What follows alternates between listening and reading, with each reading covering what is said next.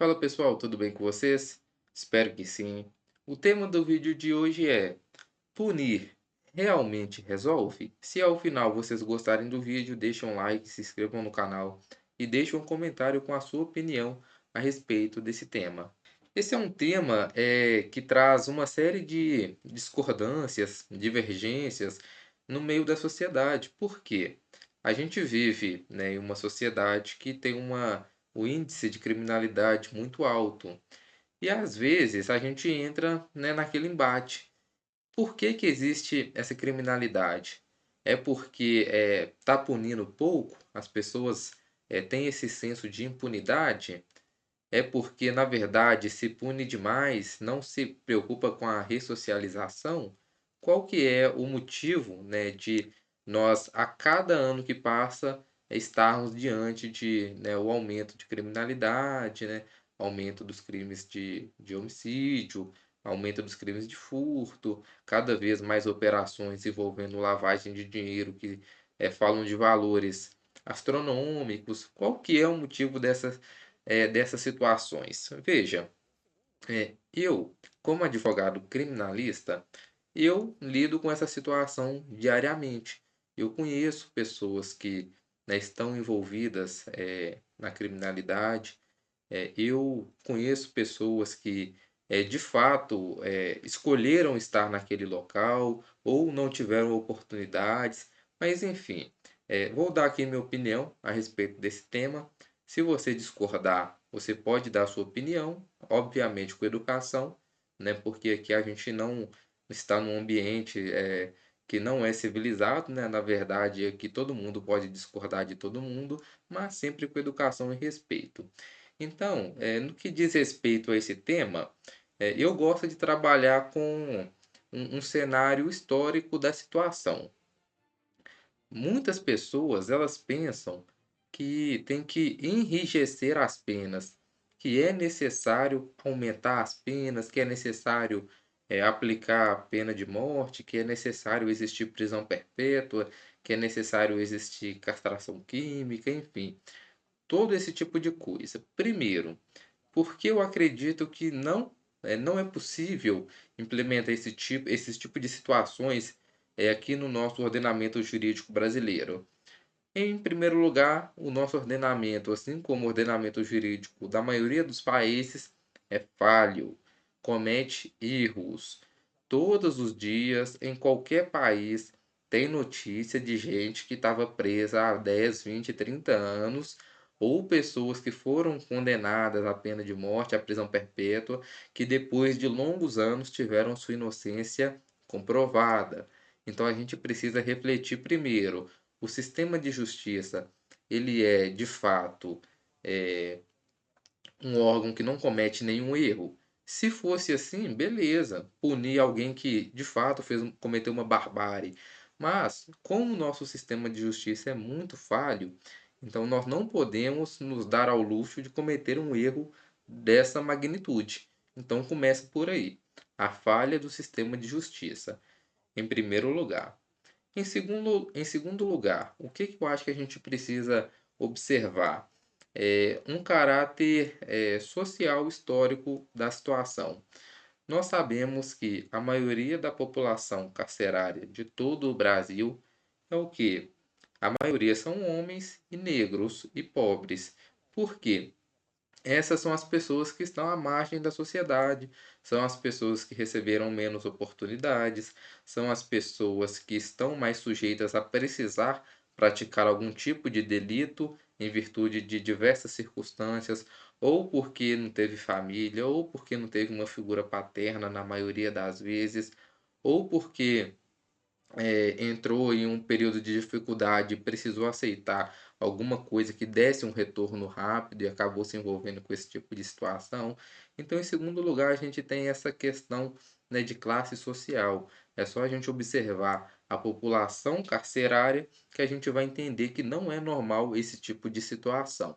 Então, eu acredito que nós precisamos trabalhar nas bases para evitar que as mesmas pessoas de sempre acabem, né, se encarcerando, acabem cometendo delitos, acabem se colocando nesse tipo de situação.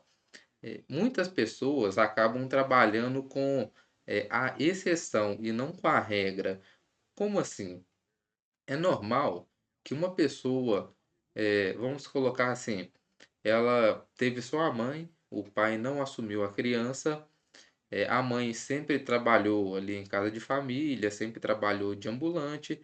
A criança cresceu com toda dificuldade, cresceu dentro de uma comunidade, teve tudo para entrar na criminalidade, mas conseguiu estudar, conseguiu um trabalho digno, conseguiu se formar em uma faculdade, conseguiu um emprego bom. Então, muitas pessoas às vezes acabam trabalhando com a exceção. Aí elas falam: "Ah, não, mas eu cresci com todas essas dificuldades, olha onde eu tô. Fulano tinha tudo para virar bandido e não virou". Mas veja, isso é a exceção, não é a regra. A regra é que a pessoa que ela nasce em uma situação econômica totalmente desfavorável, que ou ela continua pobre para o resto da vida, ou ela vai acabar se desviando para esse tipo de caminho, certo? Então a gente já tem essa situação também. Agora, um outro ponto de vista muito interessante sobre esse assunto, numa perspectiva histórica também é o seguinte: todo ano que passa, a cada ano que passa, as leis penais, o que que acontece com elas? Elas vão ficando mais rígidas. Então, o Código Penal e o Código de Processo Penal lá de 1940 a 1941, eles eram de uma forma àquela época. Com o passar dos anos, foi ficando mais rígido. Então, as leis penais, as leis processuais penais, elas foram endurecendo. As penas bases começaram a aumentar, a pena máxima começou a aumentar, e a partir daí, o que que nós precisamos entender? Se punir mais, se manter mais gente presa fosse a solução, e se essas penas, esses novos crimes que são criados ajudassem a reduzir a criminalidade, a população carcerária iria diminuir. Mas não é isso que a gente vê, muito pelo contrário. A cada ano que passa, a população carcerária, a criminalidade, os índices de qualquer tipo de delito, roubo, furto, tráfico, lavagem de dinheiro, tudo que é tipo de crime, homicídio, tudo aumenta, todo ano aumenta. Aí chega às vezes algum tipo de estudo, esse ano os homicídios foram menores. Mas enfim, de um modo geral, a criminalidade ela só aumenta, certo? Mesmo com as penas ficando mais rígidas. Então, a gente tem que entender que não é aumentando pena, que não é mantendo a pessoa mais tempo presa que resolve a situação. Por exemplo, nós temos as penitenciárias federais que elas abrigam aqueles presos de maior periculosidade, líderes de organizações criminosas, enfim. Esses líderes estão presos e mesmo assim eles continuam comandando tudo. Então não é a pessoa presa que vai resolver, entendeu? Então eu, né, desde sempre bati na tecla, continuo batendo nessa mesma tecla de que nós só vamos, conseguir melhorar os índices de criminalidade com um trabalho de base eficaz, primeiramente, e segundo, com um trabalho ressocializador dentro das penitenciárias. Soa um pouco, como que a gente pode chamar? De certa forma irônico, né? Quando nós falamos assim, quem está preso tem que ter direito, né? Quem está preso merece respeito, né, os direitos humanos, como o pessoal costuma falar. Mas, pessoal, veja, olhando por um lado racional, quando uma pessoa ela fica presa, normalmente ela sai pior. Isso todo mundo já ouviu falar. A pessoa entrou lá é porque ela roubou um negocinho e saiu de lá muito pior, mais perigosa, integrando uma organização, uma facção, enfim, ela sai muito pior.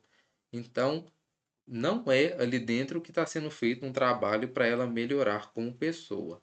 Aí uma pergunta que eu costumo fazer para as pessoas é o seguinte: vocês preferem que uma pessoa ela seja presa e saia de lá pior para cometer um crime pior na rua depois, ou prefere que ela saia melhor e pare de cometer crime? Eu prefiro muito mais que ela pare de cometer crime. Por mais que ela já tenha cometido, às vezes é um crime mais perverso, às vezes o crime teve uma vítima fatal? Teve. A outra pessoa não vai poder mais voltar à vida. Enfim, a gente tem que conseguir entender essas circunstâncias, perfeito? Então, no que diz respeito a essa questão de enrijecer, de aumentar penas, eu acho que não é a saída, porque historicamente isso se mostrou ineficiente. Peguem como exemplo a questão do feminicídio, por exemplo. Eles colocaram lá a qualificadora no artigo 121 do feminicídio. O feminicídio está explodindo. Todo santo dia é caso atrás de caso, caso atrás de caso. Isso não resolve. Não resolve. Ah, vou acabar com a saída temporária.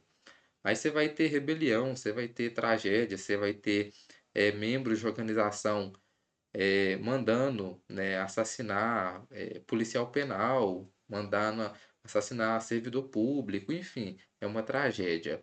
O que a gente precisa de fato não é de penas mais rígidas, e sim de políticas criminais e políticas sociais que consigam lidar com esse tipo de situação, perfeito? Então, deixando aqui minha opinião de forma bastante respeitosa, obviamente, principalmente por causa dessa última lei, né, do final de abril agora de 2026, que aumentou a pena de diversos crimes patrimoniais. Então, essa é a minha sincera opinião. Eu acho que isso não é, né, encerrando agora, eu acho que isso não é uma solução eficaz e não é visando ajudar a população, porque os delitos que de fato interferem na sociedade brasileira, que são aqueles delitos cometidos por gente do alto escalão, por empresários, que tem pessoas, né, da mais alta classe envolvida, esses delitos, eles não são modificados, eles não são piorados no sentido de que a situação para a pessoa que está cometendo esse tipo de crime vai ser pior. Então vocês conseguem entender isso? Que para a população pobre, as penas aumentam. Para a população de classe média que comete delito, continua a mesma coisa, perfeito? Então vamos começar a entender como que esse jogo funciona, tá? Que a preocupação não é com a população. A preocupação está em mostrar para a população que eles estão tentando fazer alguma coisa. Só que aí eles vão e aumentam. Ah, aumentei a pena do furto. Vai diminuir furto? Não vai. Não vai, vai continuar tendo mais. A pena do roubo está mais alta. Vai continuar. Vai diminuir o roubo? Não vai. Não vai.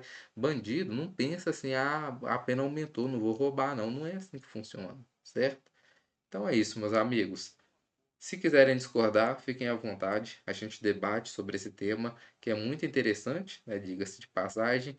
E eu aguardo vocês para um próximo conteúdo. Um abraço.